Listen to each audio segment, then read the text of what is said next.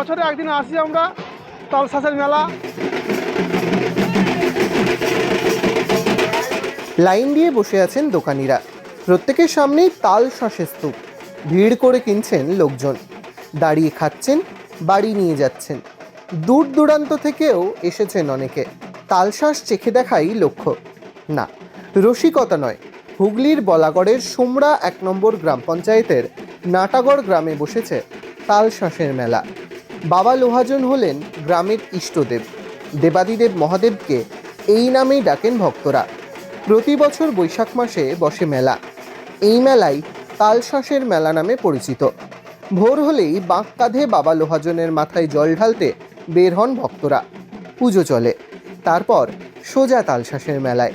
দুদিনের মেলা, তবে চলে 4 দিন। ছোটোবেলা থেকে দেখেছি এবং অনেক প্রাচীন মেলাটা। তখন এত বিভিন্ন মেলায় দোকান আসতো না, শুধু এখানে তালের শাঁস নিয়ে এই মেলাটা শুরু হয়।